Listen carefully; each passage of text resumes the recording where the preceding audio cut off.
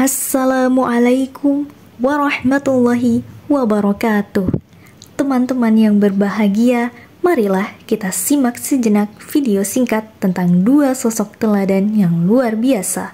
Fatimah Az-Zahra, putri tercinta Rasulullah Shallallahu Alaihi Wasallam, dan Uwais Al-Qarni, seorang tabi'in yang begitu mencintai Nabi meskipun tidak pernah bertemu dengan Rasulullah.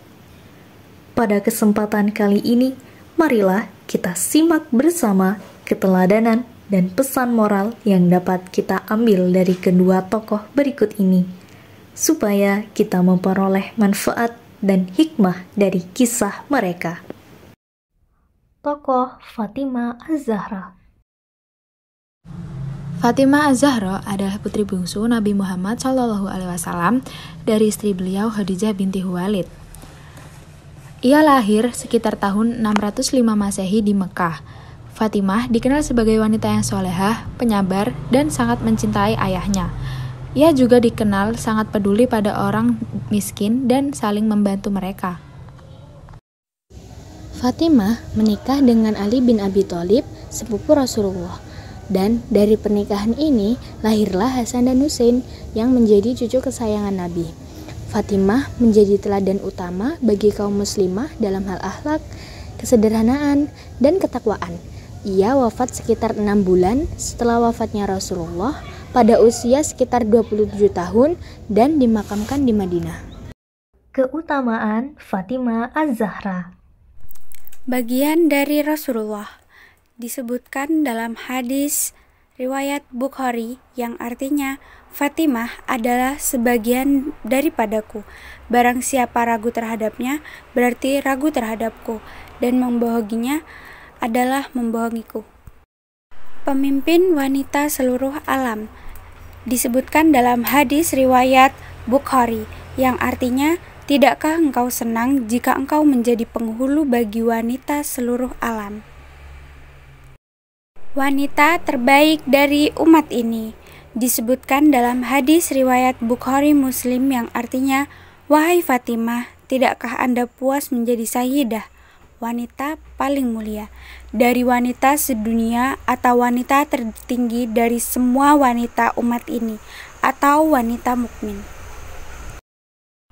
Termasuk tokoh wanita penghuni surga yang telah disebutkan dalam hadis yang artinya, tokoh penghuni surga adalah Khadijah binti Khuwailid, Fatimah binti Muhammad, Maryam binti Imran, dan Aisyah binti Mazahim istri Fir'aun. Hadis riwayat Ahmad. Keteladanan yang dapat diambil dari tokoh Fatimah Az-Zahra. Sifat teladan dari Fatimah Az-Zahra. Yang pertama, kesederhanaan dan ketabahan. Fatimah menjalani kehidupan rumah tangga yang sangat sederhana, bahkan sering kekurangan, namun tetap tabah dan bersyukur. Yang kedua, ketaatan dan kesetiaan. Ia adalah istri yang setia dan tidak banyak menuntut, meski hidup dalam keterbatasan. Yang ketiga, kecintaan terhadap orang tua. Fatimah sangat mencintai ayahnya, Nabi Muhammad SAW, hingga sangat bersedih saat mengetahui beliau akan wafat. Yang keempat, akhlak mulia. Fatimah dikenal sebagai wanita yang sabar, bersahaja, tidak sombong, dan berakhlak mulia. Yang kelima, ilmu dan perjuangan. Ia seorang ahli hukum Islam, perawi hadis, serta mendukung kekurangan ayah dan suaminya. Yang keenam, kerendahan hati. Walaupun anak Nabi, Fatimah tetap rendah hati dan hidup sederhana. Biografi singkat Uwais Al-Qarni. Uwais Al-Qarni adalah seorang tabi'in yang hidup di zaman Rasulullah Shallallahu Alaihi Wasallam. Uwais berasal dari negeri Yaman. Ia memiliki watak yang taat beribadah dan selalu bekerja keras. Ia tinggal berdua bersama ibunya yang lumpuh dan buta. Walaupun ia hidup dalam kekurangan, namun Uwais Al-Qarni tetap bersyukur dan menyayangi ibunya. Uwais Al-Qarni tidak pernah ikut berperang, mengikuti majelis, bahkan hampir tidak pernah menginjakkan kaki ke Madinah. Namun, hatinya selalu rindu kepada Rasulullah.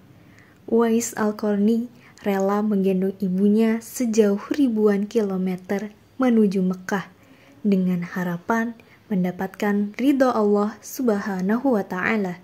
Hingga tiba pada akhir hayat Uwais Al-Qarni, para malaikat berebut memandikan, mengurus, dan menguburkan jenazah Uwais Al-Qarni. Wallahu a'lam bishawab. Uwais Al-Qarni adalah seseorang lelaki soleh dari Qons, Yaman, dari kabilah Muraj. Ia hidup miskin dan yatim, namun sangat berbakti kepada ibunya. Ia pernah mengidap penyakit kusta dan sembuh setelah berdoa kepada Allah Subhanahu wa Ta'ala dengan bekas sebesar dirham di lengannya. Nabi Muhammad SAW menyebut Uwais sebagai pemimpin para tabi'in dan berpesan kepada Umar bin Khattab agar meminta doa ampun dari Uwais jika bertemu dengannya. Setelah bertahun-tahun mencari, Umar akhirnya bertemu Uwais saat musim haji. Setelah memastikan ciri-cirinya, Umar meminta Uwais memohonkan ampunan untuknya. Meski merasa tak layak, Uwais memenuhi permintaan itu. Umar ingin mengirim surat rekomendasi untuknya, namun Uwais menolak. Ia memilih hidup sederhana dan tidak dikenal manusia, tapi dikenal di sisi Allah Subhanahu wa Ta'ala. Keteladanan yang dapat diambil dari Uwais Al-Qarni. Yang pertama, ketaatan dan bertakwa. Uwais Al-Qarni selalu taat menjalankan perintah Allah, menjauhi larangannya, dan menjaga ibadah meskipun hidupnya penuh ujian, termasuk penyakit kusta. Yang kedua, berbakti kepada orang tua. Ia merawat ibunya yang sudah tua dan sakit dengan penuh kasih sayang, bahkan menolak kesempatan bertemu Rasulullah SAW demi tetap berada di sisi ibunya. Yang ketiga, hidup sederhana. Uwais Al-Qarni hidup miskin dan sederhana dan tidak mencari kemewahan dunia dan hanya fokus pada ridho Allah.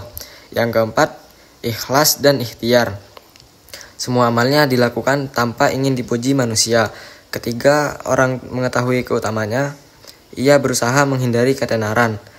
Dan meskipun sakit, Uwais Al-Qarni tetap bekerja sebagai pengembala untuk memenuhi kebutuhan hidupnya dan ibunya, dan tidak bergantung kepada orang lain.